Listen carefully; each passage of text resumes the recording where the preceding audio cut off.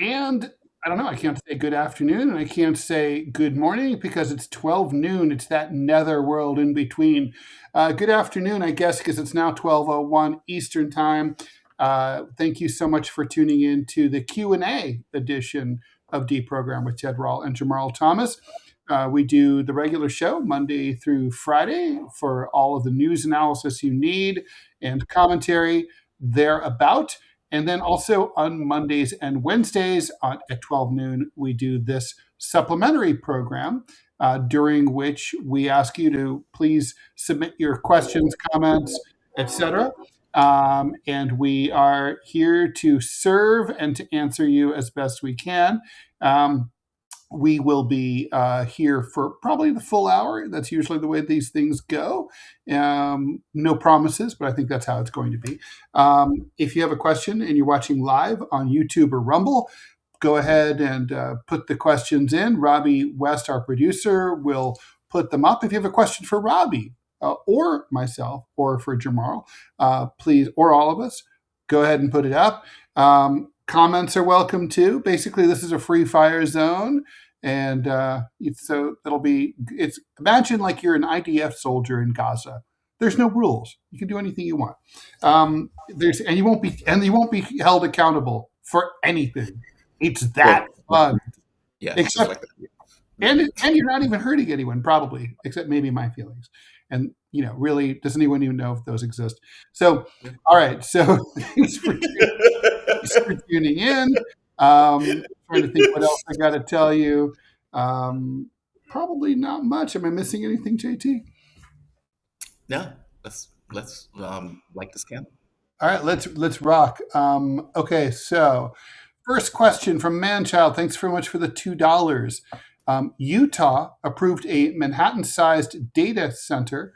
How does tech ethically justify destroying vital ecosystems for profit? Is corporate greed colonizing our resources under the guise of digital progress?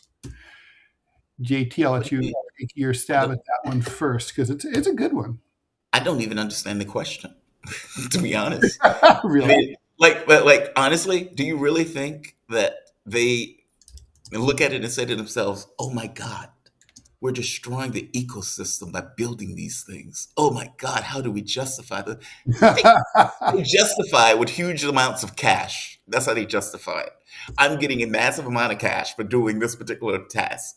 That is my job. That is, I am building a machine that creates cash. That's how they justify it. There is no justification for it. They don't feel the need to justify it. Like it's not even like that question will make no sense to them. I hope you get it. Right? They're like, what? What do you mean? What are you talking about? It's completely right. Ecosystem. What do you mean justify? Why do I need to justify it and make it millions of dollars? What do you mean justify it? They don't need to. Yeah. It matters to us. It doesn't matter to them. No. It does not matter to them at all. I mean, how do they justify it? I guess, yeah, you're right. They don't have to justify it because nobody holds them accountable, right? Right. Obviously the appropriate envelopes changed hands in the Utah state legislature and at whatever Utah Environmental Regulatory Agency is supposed to watch out for the delicate ecosystem of the state of Utah, and obviously hasn't been doing that. Right. It's up to the people of Utah to yell and scream and break things and hold demonstrations that are not just every 4 months on a Saturday when nobody's around, weather allowing. It's time, they have if they care about this. I would imagine a lot of people in Utah do care about the environment, maybe more than in other states. I mean, it's the West. It's you don't live there because of the vibrant club culture. you live there because it's outdoors and it's pretty and you care about those things. Well, and you can have 5 wives. That too. I mean, there's no jobs involved here, right? I mean, there are no jobs in these data centers. So it's weird. Yeah. Somebody licked a credit card, rubbed it down a congressman's ass cheeks, and the legislation passed. What? Yeah, when was I remember the first time I realized that, as Leonard Cohen sings, everybody knows the game is fixed, right? Like Everyone knows. It's like I realized it when I was a page in city council in Kettering, Ohio, and there was a proposal to tear down the remnants of a early 1800s orchard that had become overgrown, and it was basically kind of a de facto park for all of us kids who used to run around and look at the beavers and run through the creeks and look for fossils, and it was really kind of great. Like the closest we got to be like Tom Sawyer, like in that environment. And they wanted to turn it into a strip mall, tear it all down. And it was like there was another strip mall quarter of a mile away. It's not exactly like there was not enough shopping anywhere nearby, right? You could easily like walk on your hands and knees to the nearest strip mall. But anyway, so the community didn't want it. We all go to the city council meeting, and you could just sort of tell by the, even as a 15-year-old, I could tell by the way that the councilmen looked at each other. Everyone knows the fix is in, and obviously the developer had distributed the appropriate number of chubby envelopes, and they just went in there, and it's like, yeah, they let us all say our piece, and then they voted unanimously, and everyone there was against it, and every councilman was for it, and that was that. I think people need to realize when you have a system that is a capitalistic system, and I know they often talk about it in the context of democracy or democratic or representative government, and they try to make it as if that part is the part of significance and priority, but it's not. I mean, it doesn't work that way in practice. I mean, it might have started off that way, but it's almost like a cancer preying on the political democratic will of the population. And over again, if it comes between, hey, people want this versus money interest wants X, money interest is typically going to win out unless there is a hell of a uproar in regards to what is taking place. And even then, it may not necessarily. I mean, look at the Trans-Pacific Partnership, right? Hillary Clinton was running from it. She was doing everything in her power to run from it. Obama was like, yeah, I know the American public is against this. I know this is going to overrule our courts and everything else. I know all that. I know all that. I get that. But we still got to do this. And even Clinton, despite the fact that she was like, well, we're not going to do it. We're just going to make changes and we're going to call it something else. Meaning even she was going to do it, despite the fact that she was running from it because she knew the public was against it. Trump came and put a bullet in it because he didn't care one way or the other about it, but still tried to find other ways to get back to going after China. I guess I'm saying when money interest is at stake, public will takes an L often, unless public will is just obscene, like over the top. So, Yeah, agree. totally agree. Okay, next question, and more of a comment, but PW Walker, thanks for the donation. The USA spends more than the next 10 nations combined on quote unquote defense and scare quotes, 8 of which are allies. I do like the fact that 8 of which are allies is an interesting side note, right? I mean, It's true.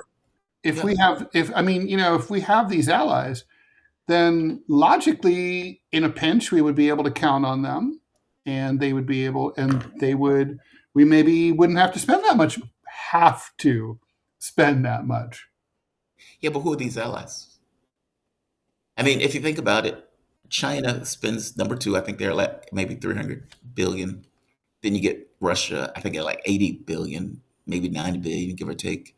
And then Mhm. the rest, like Britain, France, Saudi Arabia, et cetera, et cetera, et cetera.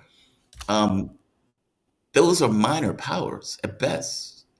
I mean, we don't have peers in this case. Like, meaning, how can I say this? Those powers are very minor in comparison to what the U.S. spends. The United States spends what, 1 trillion, trying to go to 1.5 trillion, and China is number 2 with like 300 billion, which means that the U.S. spends like what, 3 times the amount, trying to go to like 5 times the amount that China spends on their military. And then the other powers are like Russia at 80 billion. I think the rub is bang for the buck. Are you getting bang for your buck? Or are these systems overpriced? Meaning, again, back to the capitalist system thing, is the goal to create military equipment that can win wars decisively and big wars against major powers? Or Are they building systems that are expensive to make cash? Do we get a return on our investment is what I'm asking. And how do we know that we're getting a return on our investment? Meaning that the systems that are built are suitable and adequate for the wars that we're fighting. Well, we can look at what's happening. The THAAD missile system, the Patriot system. Well, if those things worked to the degree that we're paying the money for, well, should the Gulf states be a wreck right now? Should Israel have gotten trashed in the way that they got trashed? Would Ukraine be getting trashed in the war against Russia? I'm trying to point out that these things are overpriced. Peace. I mean, we could just pay nations. We could just keep the equipment and just pay nations to behave a particular way, as opposed to spending all of this money on the military equipment when all things being equal. No doubt about that at all. Okay, I'm trying to okay. Let me ask you this, and I'm not sure I understand this question, but since it's directed to you, I don't have to. Broomstick wants to know, Jamarl, what do you think about Restore Britain? What? Say it again. Restore Britain? Restore Britain. Oh, is that not the Rogers Party? Oh, I guess that's right. Yeah. Mm-hmm. Restore UK, right? Restore UK. Mm-hmm. I think that any political there's no political party that's indispensable, right? Just like there's no nation that's indispensable. And the reality of it is, if you have centrist parties, and there's a reason for centrist parties. I mean, I'm pretty sure Ted will be able to, maybe you'll back me up on this, maybe you'll agree with this, that all things being equal, you don't want two political parties that are wildly out of sync. That all things being equal, you end up with two political parties that are in the center, because the idea is that those center parties is what keeps the government and everything consistent and coherent in regards to policy. But that can change if the environmental circumstances change. And in the context of those environmental circumstances changes, the public says, okay, we need something else. We need to reorganize ourselves. We need something else. We need new ideas in order to deal with the new environmental circumstance. Like you get, for example, in the UK, we'll fight them in the kitchens, we'll fight them, etc. Meaning Neville Chamberlain was not adequate to deal with Hitler. Winston Churchill was. Meaning Winston Churchill, in this very specific instance, was correct. Hitler is a problem, and appeasing him is not going to necessarily be the thing. Your government can make wild changes when the situation involves, or let's say when the environment is necessary for those changes. So if Britain is saying the Tories have failed miserably, and they're looking at Labour and saying Labour has also failed miserably with a Starmer government, they can change it. That's not for me, right? That's for Britain to be like, okay, we've been royally fucked over with these main political parties. We need something different. The problem with America is that our political system fights tooth and nail to prevent that level of change and adjustment to the environmental circumstances. And I think what people thought that Donald Trump was that change. It was not. It was just another neoliberal neocon pretending to be something else. I don't have an issue with reform UK. I mean, they are the British public's reaction to the failures of Tory and Labour. That's what it is. At least that's my take on it, if I'm understanding the question correctly. I don't have a lot to add to that. There's someone piggybacking on that question, maybe Bluth Funk. Thoughts on the potential future of Tommy Robinson in the UK? He's not in jail. He's in jail, yeah. I don't know. I don't have a take on Tommy Robinson. I mean, obviously, I don't like him. The guy, from my point of view, is racist. Clearly. Yeah, I don't have a take on him. I mean, look, I don't want political prosecutions, obviously. And people can be racist in a society that's open. So that's his right, I suppose. But do I have a take on him? No. I think he's a disgusting human being, personally. I have nothing to add to that either. FUSO is asking, is the future Star Trek, Star Wars, or Aliens? Obviously, you get to answer that question first. Oh, that's a tough one. They should have added The Expanse. I I probably would have picked The Expanse, unfortunately, even though I want the Star Trek future. Because here's the thing, right? From my point of view, if the United States, or let's say if Earth comes across the ability to produce very cheap energy and can find a quirk in physics that allow them to do that, then you may be able to get an energy-based market, which is different than a financial-based market. Meaning, like, for example, say, for example, if we say every kid that's born will get X amount of dollars in their account every year up until forever. And we as a government will do that because we want to eliminate poverty within the context of the country. And our productivity has reached a certain point. Well, we can do that. Maybe we have machines doing the labor, in which case machines give kickbacks. And so you may have a situation where every year there's $10,000 deposited in somebody's account. By the time they get to be, I don't know, 30, 40, they may have 100, 150,000 in their account. Let's say productivity continues to increase, in which case it goes from 10 to 20 to 30 to $40,000 a year. You may reach a point where work is optional because the productivity in society itself has effectively allowed it to be optional, or that people work until they're 30, in which case they just say fuck off and they don't have to necessarily do it anymore. They can do whatever they want with their life. Meaning you can conceivably come up with a societal idea, especially if you get productivity or you get an economy that is based in something else, where people have their means. Now you can make an argument that that is basically what Star Trek is, that they have an energy-based economy where they use energy credits with money working behind in the background, but the people don't really have to deal with the money part. And so when they go to restaurants, there's money in their account. That's not something that they necessarily take on per se. Meaning there's almost like a UBI that's working behind the scenes that if you're looking at it from the outskirts, it looks as if, well, these people don't have to work. The money is not an issue, etc. Where there is money, the mechanics is just happening behind the scenes. I'm saying you can conceive of a society like that, even if it's not necessarily a Star Trek society. Will we do that? Probably not. Maybe we have to, but I don't know if it looks like Star Trek or if it looks like The Expanse. And the UBI and The Expanse just made a lot of people lazy and made an Earth where there was huge amounts of unemployment, huge amounts of people not being able to get the jobs that they wanted, et cetera, et cetera, et cetera. Meaning The Expanse is far more complicated in the way that it operates. I think we'll probably end up in something like The Expanse. Private enterprise in space, businesses in space. Yeah, we'll see. I don't know. But I obviously my want would be Star Trek. Okay. I think that the future is aliens. Oh, you think it's aliens? Corporatism. Oh, yeah. What The Expanse? That's The Expanse. That's Right. corporations in space and shit like that. Yeah. Stupidly and unfortunately, because we're a dumb species. Manchild is asking, and this is a good question. Y'all talk about needing money to run the show, but we don't know how much money you're looking for to help keep the light on. How much support is needed? Can we do some telethon fundraisers? I'm going to put Robbie on there for, why not? First of all, there's not going to be any telethon fundraisers, right? But I guess it's we could do a telethon, right? Like I can be Jerry Lewis. I'm really good at whining and whinging. I can be like, Robbie can be he can play the retarded child, and I can be like, please help little Robbie. Little Robbie needs your help.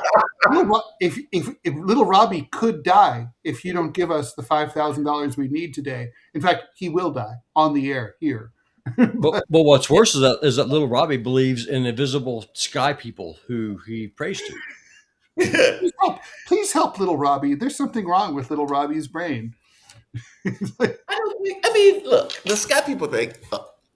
I don't have an issue with religion, to be honest. I'm not an atheist at all, right? I think atheism and Christianity are very similar in regards to this idea of having these certain ideas about what takes place after, as opposed to just saying, I don't know. But I don't have an issue with it because, again, I take the perspective that I don't know, right? I think the more specific you get, the more difficulty you get. It's that, which is why I go with just the premise that I don't know. I mean, I believe in things like guides and stuff like that. And if you're in consciousness research, or if you're doing like OBEs, if you're doing like remote viewing and stuff like that, there's something there that we're just missing. So I am not I'm not this atheist type person. It's just, you know, I just go with the premise. I don't know if that makes sense. Yeah, I mean, look, I don't want to go down the religious rabbit hole, and I think Manchild's questions deserves to be answered. I mean, just for the record here, I have, as Robbie knows, I have no contempt for people who are religious, and I used to be one of them myself. So, and so it's not like, no, I mean, I would say honestly, it's not something I think about much. It just doesn't. It's not really. It's sort of like football. I don't care if people watch football. Good for them. I hope they enjoy themselves. I don't watch football. I don't hate people who watch football. I don't hate football. I'm fine with football existing. I think it's a dangerous sport, but probably, I wish they did something about the head injury situation. But so it's like that. So the funding needs, right? Well, so I hate to be Weasley about it. The funding needs are this is kind of like pornography. You know it when you see it. Like in the last month that John was still here, this show was bringing in about $15,000 a month. So divided between me and John, that would have been enough to be sustaining and pay Robbie and pay Trent to help produce and do the thumbnails and all that. And there's also some back end expenses to like StreamYard and the other stuff that we use to keep this show going. Right. Do we need that much? Probably not, but we definitely.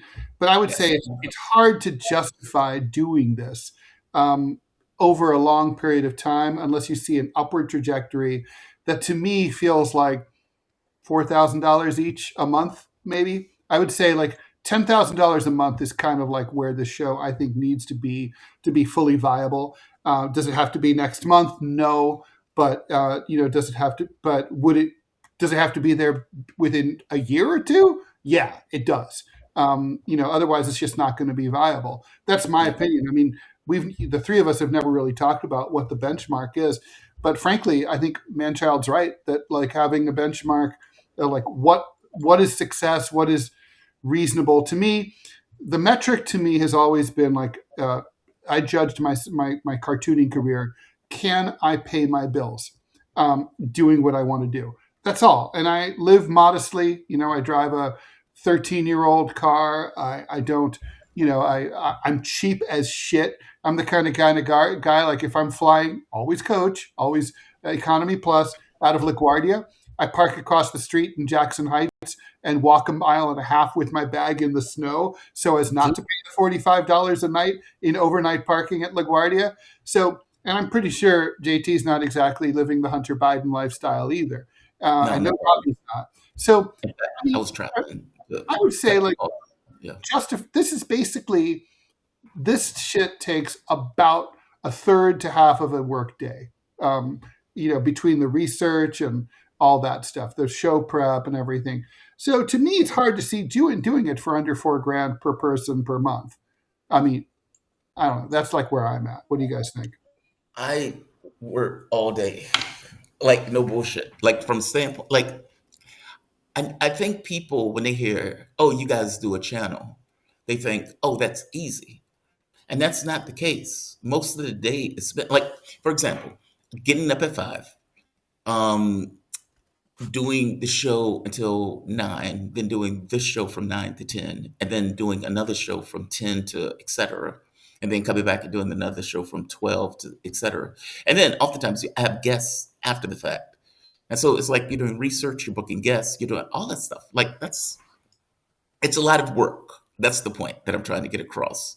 And that will be with this show or with any other show that people are seeing being done. I mean, sure, there may be some lazy motherfuckers out there, but for all intents and purposes, we try to do good work here on this one and on any other show that we're effectively working on. Look, my standard is kind of like yours. Can I live? Like, can I make enough to pay the bills and keep the lights on? And as you point out, background expenses and those type of things, true. Balling, hell no. And even when I was traveling, the entire point of the travel was to cut expenses. Like, meaning I was going from place to place, but I was saving money as I was going from place to place because it was cheaper to do that as opposed to live in the States. So, falling back to earth in America has not been the easiest thing in the world. But no, Yeah. I mean, it's just enough to live. That's my standard on whether or not something is viable. Well, it's that, and also, I mean, from the back end standpoint. So, if you want to kind of know how the sausage is made, we live stream on both Rumble and YouTube. On Rumble, we are a Rumble partner. On YouTube, we're monetized. So, what does that mean in English? First of all, a paid channel subscriber is always going to be of more value than just a standard viewer. And so on Rumble, if you want to become a paid channel subscriber, it's $5 a month. You have to have to go to the Rumble website while we're live. You can't do it while we're not streaming. On the live stream tab, you click down where it says subscribe. You put in your credit card information, and you become a $5 a month subscriber. And that way, you get access to all of the premium content and stuff that we have. With YouTube, you can become a channel subscriber anytime that you want. They call it a member. And on YouTube, you have different tiers. So it depends on how much it is that you want to contribute. That is ultimately going to be, on your respective platform, is going to be the best metric for us to have to be able to kind of budget anything out. Because otherwise, you're at the mercy of the viewer. And this is where YouTube and Rumble are significantly different. YouTube pays you by the click when it comes to ad revenue. So 1,000 people who watch a stream on YouTube is equivalent of about $1 for 1,000 people. Is how that works with ad revenue. Now, if someone skips the ad, you'll get paid. YouTube does, but the creator does not. If you let the ad run all the way through, then you both get paid. So with YouTube, it's squirrely, but also though YouTube has more ads than what Rumble has. If you're a Rumble partner like what we are, we're paid based off of watch hours, but Rumble doesn't have a set paycheck about how much does 1 hour translate to per dollars. This last month on Rumble, we had a banner month, and the paycheck was about 60% less than what it normally is. Why that is, I have no idea. Reached out to Rumble, haven't got an answer. It just has to do with the market. Now, one thing I will tell you, just again from a viewer perspective, the more people that watch, the more people that click the like button, the more people that share is going to push you up into a higher bracket where those metrics earn you more. That's one of the reasons why, like, for example, Putinbot Gaming, my gaming channel, earns less than what this show does because I have a smaller audience than what DeProgram has here on Rumble. Conversely, when John Kiriakou was here, and y'all see the numbers on Rumble, y'all saw the numbers on YouTube. On Rumble, we had about 300 to 400 people watching live per show. That's no longer the case. John left, his audience evaporated. They're no longer here. As a result, we are paid less because the value we bring into the platform has gone down as a result. Yeah, we paid less per viewer. Yeah, correct. So what does that look like? I have no idea. Right now we're still kind of figuring that out. We're still trying to find the floor.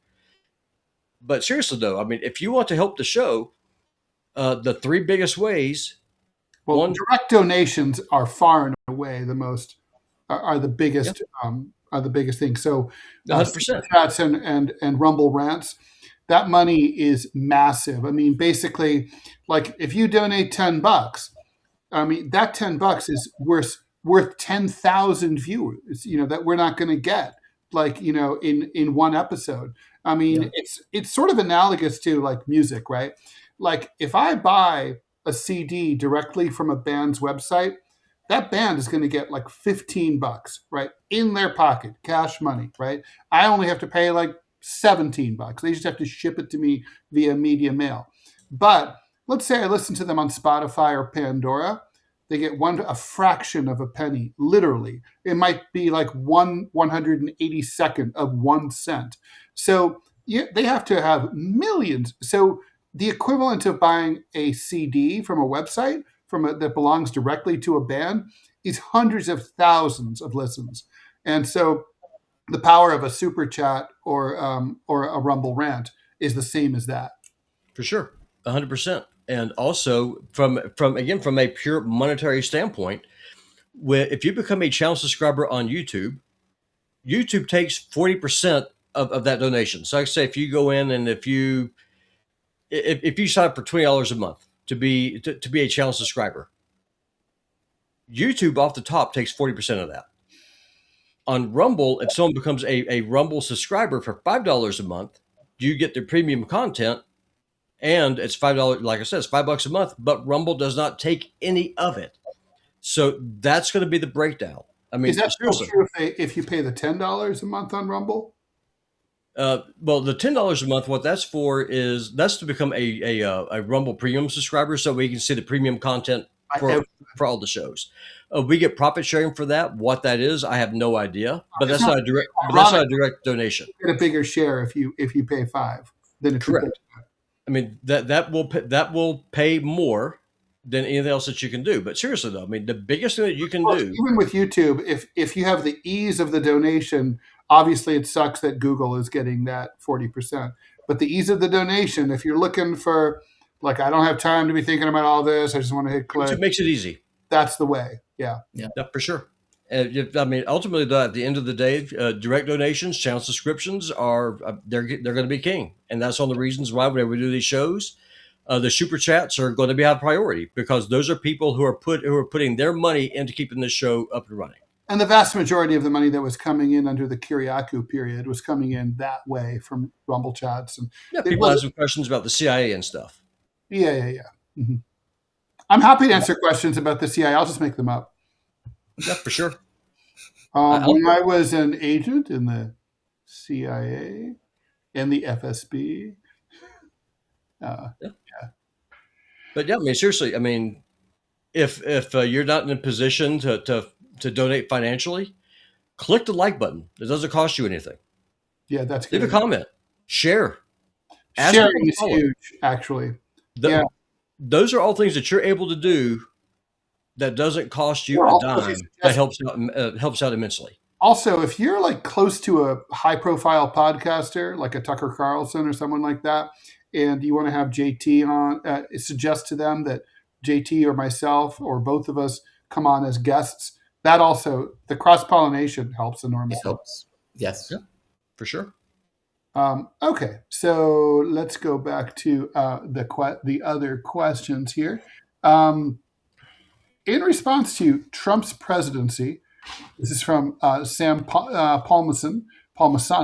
How far do you think the pendulum will swing in the opposite direction if a Democrat becomes president next?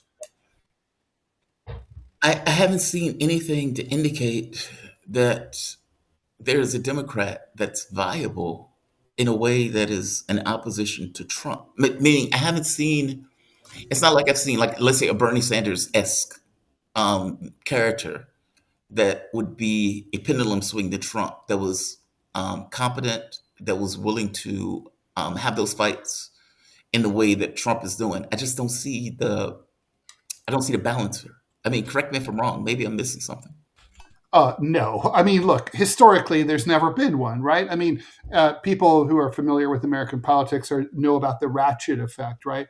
So the Republicans move, when they get in, even someone like George W. Bush, who barely won the presidency by some standards, by my standards, did not win the presidency.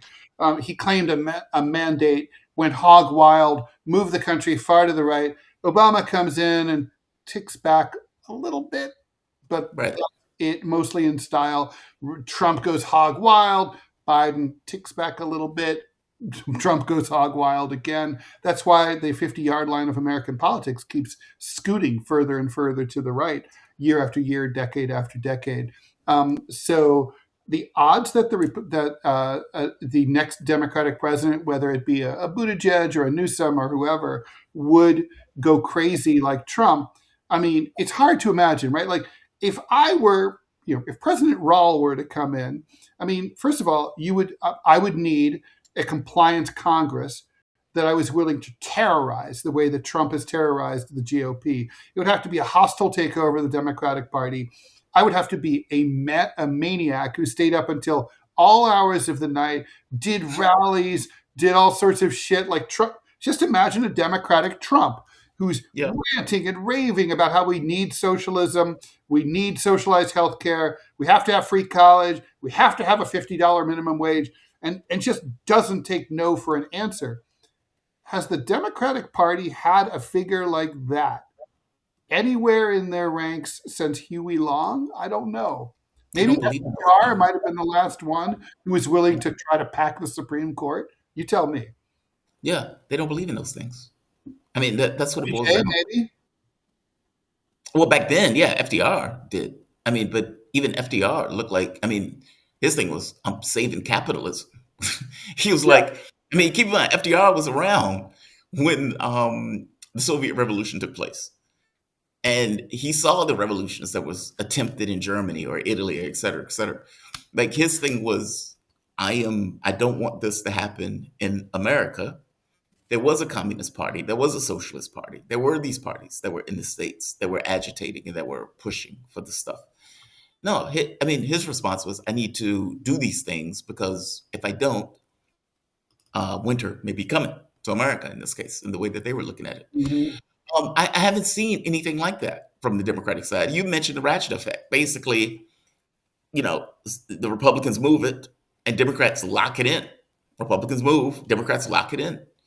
And they continue to do this over and over and over again. And so a revitalization, put it this way, it would need to be something dramatic that would justify it in the eyes of the American public, where reporters who are asking, how do you pay for this, matters less than doing whatever the hell they're going to do. I hope you get what I mean. Like, meaning, if this creates oil shocks where everything goes up in price and people start losing their jobs and the economy goes into a tailspin and there's stagflation, you may get that guy.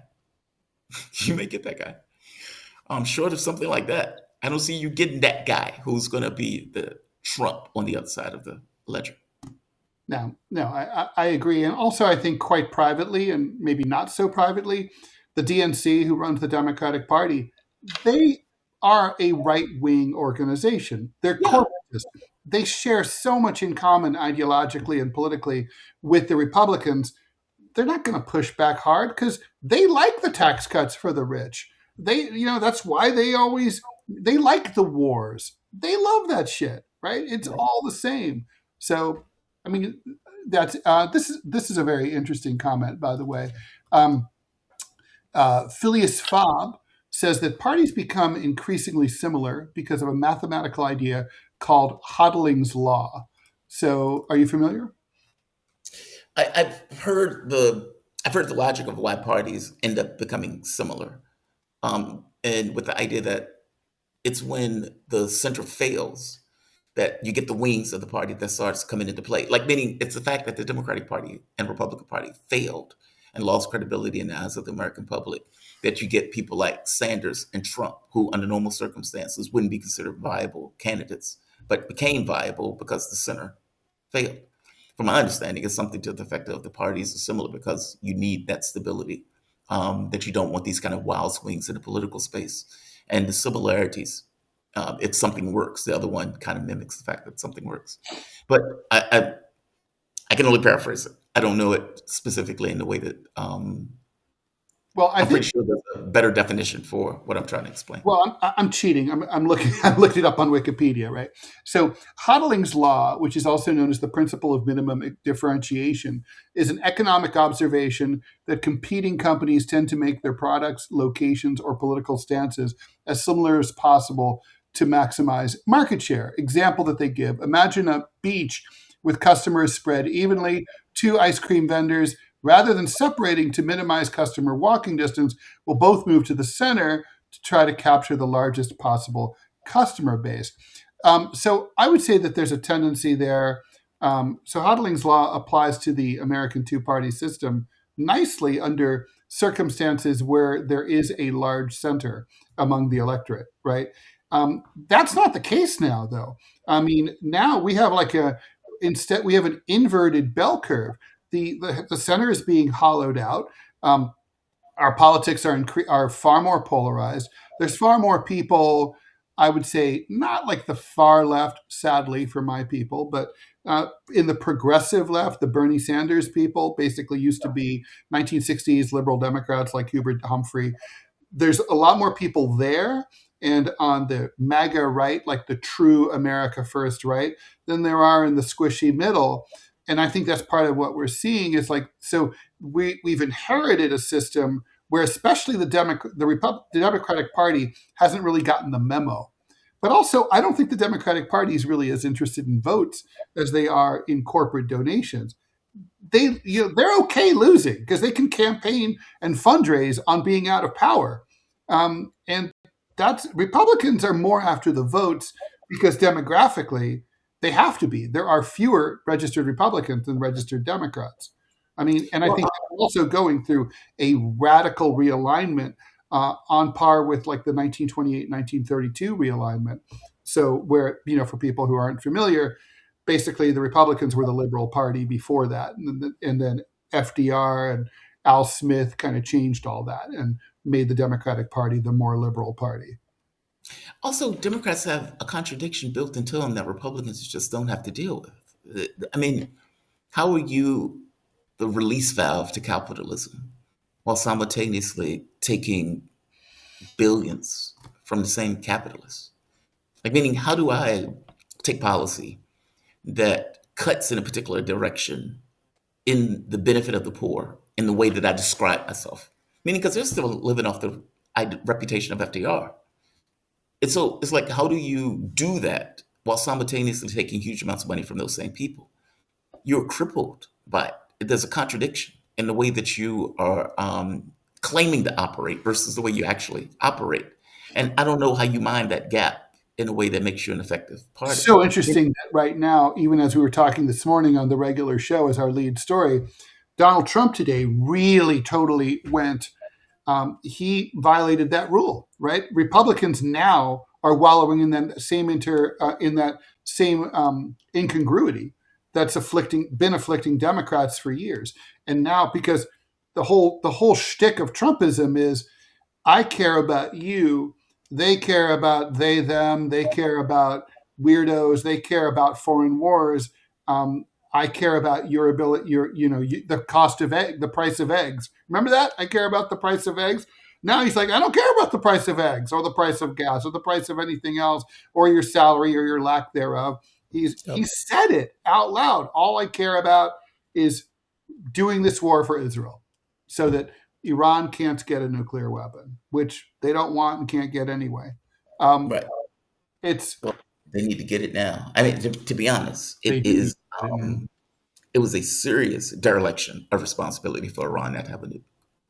Oh, no, I mean, I would have to say they've gone full retard if they're not like behind the scenes, like, yeah, we're going. Yeah, we're going for it. Like, okay, it's like North Korea. The Korean model was the right model, right? Yeah, North Korea was like, we got a missile. Don't fuck with us. Yeah. I'm on team Un on this all the way, right? Stormborn 8686. Thanks so much for the $5. $5 just because I came for John and stayed for Ted, Jamarl, and Robbie. And the Rumble Chats. Rumble Chats are good. Maybe Blue Funk, same here. Thanks for the $10. Sven, thanks for the $10 also. I love your show, even though I don't always agree with your views. I watch a lot of stuff that I don't agree with the views either. I really appreciate your content and look forward to watching your show daily. I came for John and stayed for you all. Thank you. Alex, 49. Love bombing us $10. We love you guys too. Thank you. I'm always in awe. We have the best fans. So let's see. Okay, 14 more minutes. Robbie, do we have any more? Comments here? We just got another $20 donation from GVMan43, just because I love you all. We love you too. Thank you. Yep. And I'm going to share the link to the channel's Discord server again here real quick. So I've not done that in a while. We do? Oh, we do. Cool. We do have a Discord server. I'll drop it here in the old Rumble chat. Okay. By the way, I got a very nice email from one of the audience members saying, Oh, really? Basically, effectively, they were there with John and everything else. They enjoyed the show. They liked me as an addition. I want to give that guy a shout out. So thank you for that. I really appreciate it. Really appreciate it. No, people are really liking you, JT. And I'm one of them. Oh, thanks, Robbie. I mean, you're wrong, but I still like you. That's fine. That's totally fine. That's yeah. totally Oh, and by the way, people were asking like, well, how much are we making now by comparison? I mean, we're in the toilet now. I think we're like around $3,000 a month from, as opposed to we fell off a cliff after John left. Yeah, I mean, right now, honestly, we're just trying to figure out what the floor is, because we got a lot of people, because on YouTube, the algorithm's still factoring in John's people. A lot of people are unfollowing, they're unsubscribing. And when that happens, YouTube's algorithm, of course, is going to push it down. A lot of people are saying, but we're not getting notified when the show goes live. Well, that's because YouTube sees those numbers going down. John is a internet phenomenon. And if one day you're pulling in 4,000 people in a live stream, the next day you're pulling in 200. After a couple of weeks, YouTube is trying to figure out, they're trying to reevaluate how profitable the show is, this, how viable is it going to be, how hard should we promote it, how hard should we push it. Rumble doesn't do that. If you go live, they notify you if you have the Rumble app installed, whereas YouTube doesn't. It's just one of the differences between the two platforms. But no, there's a reason why I suspended Robbie. I cannot, in good conscience, ask people to crowdfund the work that I do, while the co-hosts who make the show work are getting a nice cold shower. I'm not going to do that. It would not be right. It'd be an incredibly dick move on my part. So instead, I'll shamelessly plug Putin by Gaming. So go follow on Rumble, and whenever I stream, come by and say hi. We'll talk politics, whatever. It's only on Rumble, and we'll talk about whatever. Killing pixels, AI porn, aliens. It doesn't matter. We'll figure something out. Okay. AI porn is weird. It is so bizarre. Yeah. Robbie, what do you think about the White House correspondent dinner shooter bringing a shotgun and 6 knives to the stage? I'm sure it want another assault rifle to be used in a public shooting. We're on YouTube, so I have to be careful about how I would say this. If I was going to be doing something like that, a shotgun would not be what I would use. Shotgun's weird. Well, he wrote about it. He explained this in his note. Yeah. I mean, he said he really didn't want to. He didn't really want to have. He was worried about what's the word I would say? Collateral damage. He wanted to go out to kill the people he wanted to kill. He somehow Kash Patel gets a free pass, right? Was it? But he did not want to kill Kash Patel. But he was like, he didn't say who he did want to kill. We can speculate on that. But he said, I want to kill the people I want to kill. I don't want to kill innocent bystanders. And he thought that coming heavier was going to risk that. No, well, a shotgun's not. Yeah, a shotgun. That's very strange to do that with. I mean, what do you? I mean, like, did he really think he was going to be able to get to the president by himself? Like, meaning, like usually in the movies, you have to go through a lot of people before you get to the big guy, right? Well, and clearly that's the case here. Yeah. Well, the thing is, a shotgun's not going to defeat body armor. Yeah. So if that's what you're going to use, so typically you're trained to shoot center mass. You got to be careful what I say here because we're all on YouTube. That's not going to work with a shotgun because a shotgun cannot defeat body armor. A knife can. That's why I had knives, because bullets they blunt out, they flatten out whenever they hit something. So if you shoot a bucket of water with a rifle, you can actually pick the bullet up out of the bottom of the the barrel because the bullet itself flattens. knives defeat body armor, but you have to get in close. Tell you what, when follow me at PutinBot Gaming, and when we're here on Rumble, I would tell you what I would do if I ever decide to go on a homicidal rage and defeat body armor. But I can't do it here because I 100% get us banned. No, But you seriously, will not allow. I will, because I will just go like this, and then that'll be that. done. All right. Okay. All right. Damn communists. All right. With that, yeah, well, you know our censoring ways. Thanks so much for $5, man-child. Any other fascinating stories we are missing? I'm still kind of taken by this viscosity story, but what about you? What do you mean? Well, so yesterday on TMI, Robbie and I talked about the study that came out 3 years ago that finds that the viscosity of liquids, water, etc., absolutely determines what like the ability of things to function in our universe and be alive, and that it turns out that the amount of viscosity in our universe is kind of hits the sweet spot for life in plants and animals. And Oh, yeah, right. I mean, but that's everything, though. If blood were much thicker, it wouldn't work. If it was much thinner, it wouldn't work. If sap was too thin, like that. Everything, it's like viscosity is super important. We always focus on the big stuff, but it's that stuff at the, it's that physical constant at a very baseline level that's super important. And we don't think about viscosity. It's in our lives all the time, right? Like when you're pouring milk or whatever, but we don't think about it. It's not just viscosity, though. It's everything is fine-tuned.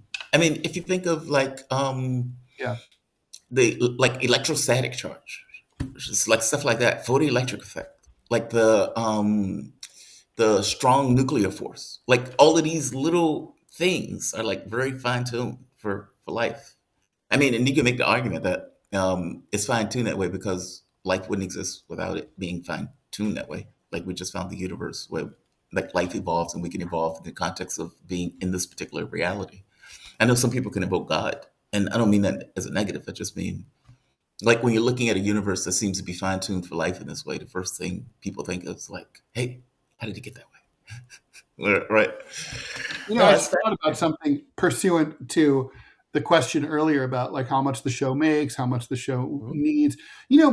I used to work on Wall Street. I was a trader trainee in the 80s at Bear Stearns. And it's the only company I ever worked where it was considered completely normal and part of the culture to tell everybody how much you earned.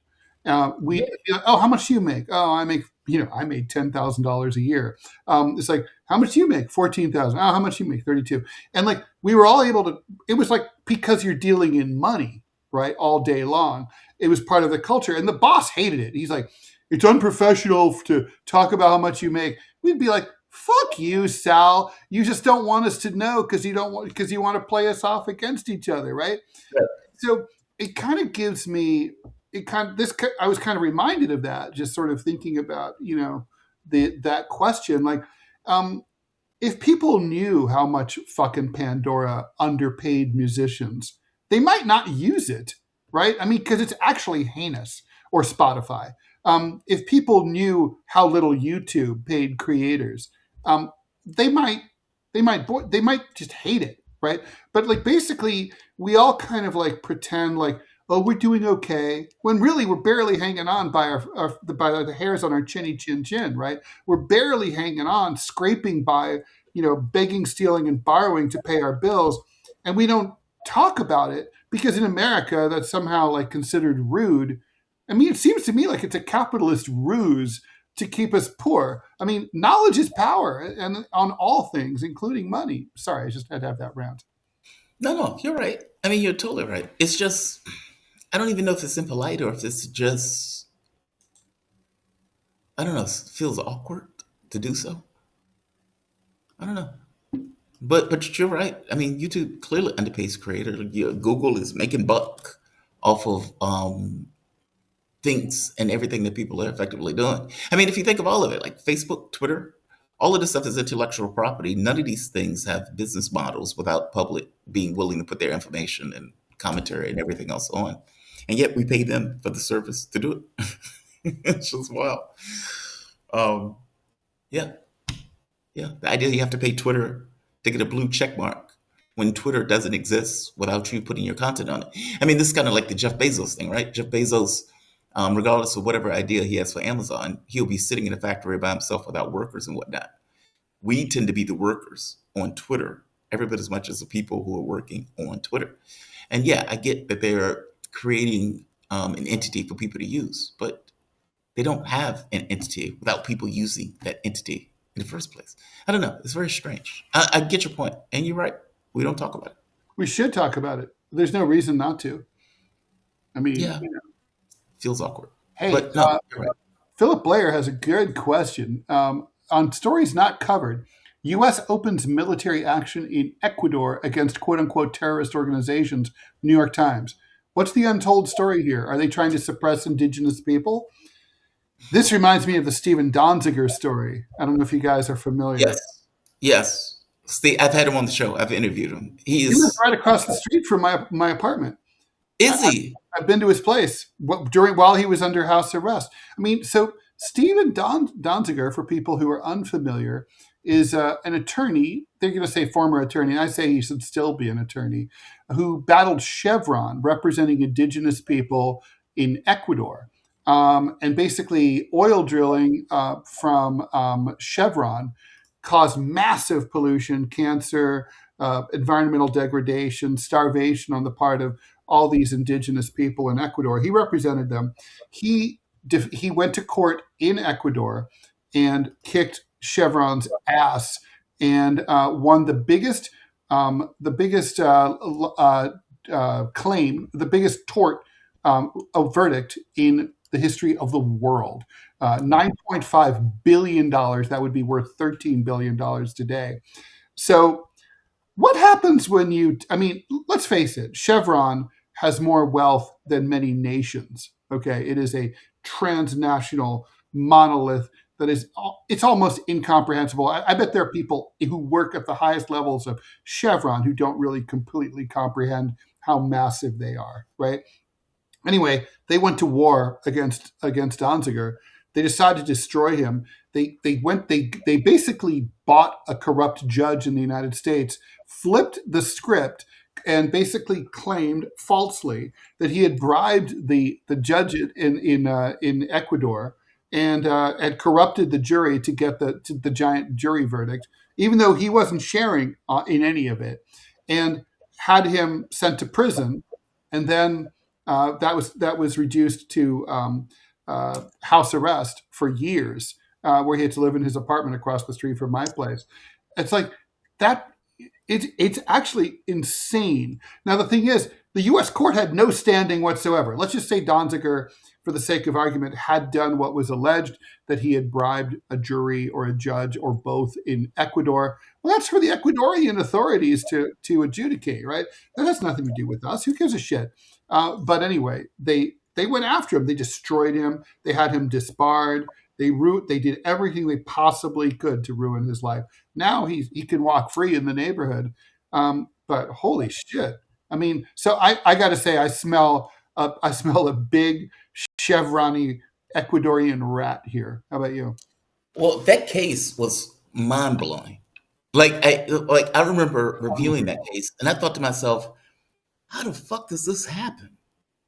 It's shocking that what they were able to do with him. I mean, you had a private company that effectively put a lawsuit, with legal consequences against him, that put him in jail. And as you pointed out, house arrest at a certain point. But just the fact that it happened was mind blowing. So no, I agree with you. The Ecuador thing is fascinating. Ecuador used to be a really good country. And I'm saying this as somebody who's been to Ecuador, who enjoyed it at the time where it was not a drug haven with effectively killings of political people who are running for presidential elections, which is what happened last time. When Correa was there, do you remember this? Correa, the one who effectively killed Julian Assange, effectively gave him political Yes. protection in the embassy. That was Correa. Socialist guy. Right. When Correa's vice president, Moreno, took office, Moreno bent over, spread eagle for the U.S. to, effectively take advantage of him.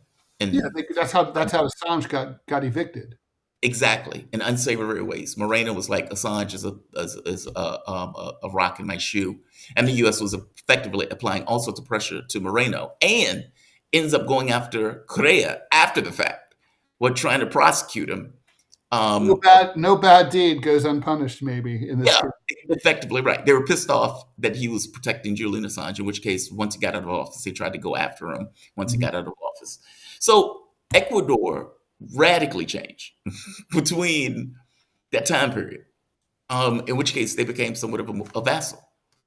So, yeah, it's not a pretty picture. I mean, for all intents and purposes, they've destroyed the state. You have drug gangs that are just running rampant. Criminality is running the roost. And yeah, at this point, these guys are patsies for the U.S. government. So yeah, they've changed. Any more before we wrap it up, Robbie? I am checking something. Looks like we may have some breaking news. Just 1 second. I am doing some fact checking here. We may know why that Macron got slapped by his husband. What? Yes. So I think that Brigitte is a dude. I think that I don't think so at all. I think that's probably accurate. You're gonna get sued. Maybe. Brigitte is not only. I bet she's not only a woman, but I bet she's great in bed. But also, you think so? Crazy with that right hand. Okay, so it looks like the Times, the Times.com says Brigitte Macron slapped her husband or his husband. Pick your pronoun over texts that he sent to Iranian film star Golshift Baramani. So it looks like he may have been sexting a younger and hotter Iranian actress. What? Wait, what's the Yes. I gotta find this whole. Yeah, we gotta look her up. Hold on, I got you. I have got you. Picture of her up. Yeah, I want a picture. Check the DeProgram chat. Because Bridget is a strong woman who I'm pretty sure. Okay, so this is the Times. This is the London Times, or what used to be called the Times of London.